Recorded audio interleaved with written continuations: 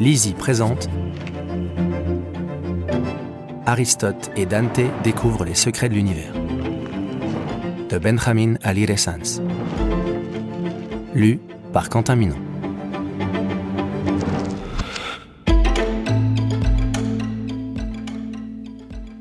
À tous les garçons qui ont dû apprendre à jouer avec des règles différentes. Pourquoi sourit-on ? Pourquoi rit-on ? Pourquoi se sent-on seul ? Pourquoi est-on triste ? Pourquoi lit-on de la poésie ? Pourquoi pleure-t-on devant un tableau ? Pourquoi l'amour nous fait-il perdre la tête ? Pourquoi a-t-on honte ? Qu'est-ce que le désir ? Les règles de l'été. Le problème, c'est que ma vie était l'idée de quelqu'un d'autre. Chapitre 1. Une nuit d'été, je me suis endormi en espérant qu'à mon réveil, le monde serait différent. Le matin, quand j'ai ouvert les yeux, le monde n'avait pas changé. J'ai écarté les draps et je suis resté allongé là, alors que la chaleur entrait par la fenêtre ouverte. J'ai allumé la radio. Une chanson d'amour. Une fille qui pleure parce que son mec l'a quittée. Pas ma chanson préférée, pas mon groupe préféré, pas mon sujet préféré. J'avais 15 ans. Je m'ennuyais. J'étais malheureux. Le présentateur hurlait des phrases énervantes, des évidences du genre « C'est l'été, il fait drôlement chaud ». Comme chaque matin, il a diffusé la musique d'un feuilleton débile pour réveiller ses auditeurs. Debout El Paso, nous sommes le lundi 15 juin 1987. 1987. Incroyable, non ? Puis avant de lancer la version de La Bamba par Los Lobos, il a rendu un hommage vibrant à Richie Valens, l'interprète original de la chanson, mort dans un crash d'avion en 1959. La Bamba. Ça, je pouvais supporter. J'ai laissé tomber mes pieds sur le plancher, tout en remuant la tête au rythme de la chanson. À quoi Richie avait-il pensé avant que l'avion ne s'écrase ? Ça y est, mec, la musique c'est fini ? Dire que sa carrière ne faisait que commencer. Triste. Chapitre 2. Je suis entré dans la cuisine. Ma mère préparait le déjeuner pour une réunion avec ses amis de la paroisse. Je me suis versé un verre de jus d'orange. Elle m'a souri. « Tu pourrais dire bonjour ?»« Je pourrais. »« Bon, au moins tu es sorti de ton lit. » J'ai dû réfléchir un bon moment. « Mais qu'est-ce que les garçons ont avec le sommeil ?»« On est doué pour ça. » Elle a ri. « En fait, je dormais pas. J'écoutais La Bamba. »« Richie Valens ?» Elle a soupiré. « C'est tellement triste qu'il soit mort si jeune. »« Oui, mais lui, au moins, il a accompli quelque chose. Il a vraiment laissé une trace. Moi, qu'est-ce que j'ai fait ? » Tu as le temps. Tu as tout le temps.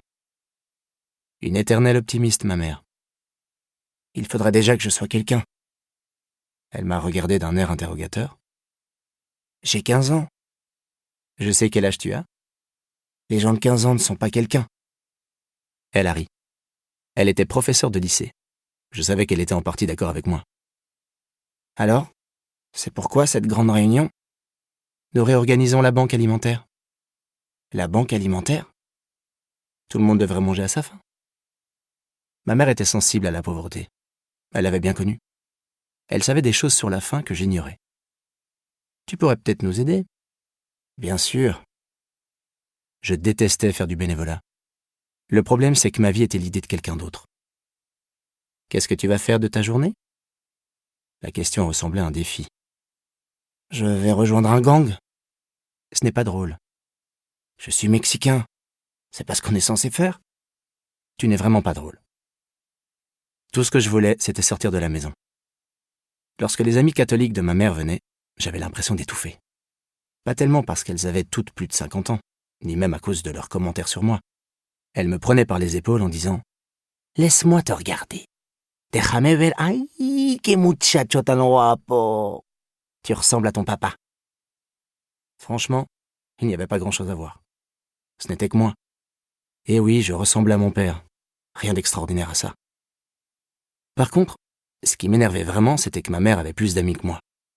Pathétique, non ? J'ai décidé d'aller nager à la piscine du Memorial Park. Ça n'avait rien d'une idée de génie, non ? Mais au moins c'était la mienne. Alors que je passais la porte, ma mère a pris la serviette que j'avais posée sur mon épaule et l'a remplacée par une autre.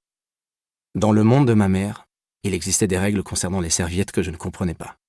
Mais ces règles ne se limitaient pas aux serviettes. Elle a jeté sur mon t-shirt un regard désapprobateur. Avant qu'elle ne m'oblige à me changer, je lui ai moi aussi jeté un regard noir. « C'est mon t-shirt préféré. »« Tu ne l'as pas déjà mis hier ?»« Si, c'est Carlos Santana. »« Je sais qui c'est. Papa me l'a offert pour mon anniversaire. » Si je me souviens bien, tu n'étais pas particulièrement ravi lorsque tu as ouvert le cadeau de ton père. J'espérais autre chose. Autre chose ? Oui. Franchement, un t-shirt pour mon anniversaire. J'ai regardé ma mère. Je ne le comprends pas. Il n'est pas si compliqué, Harry. Il ne parle pas.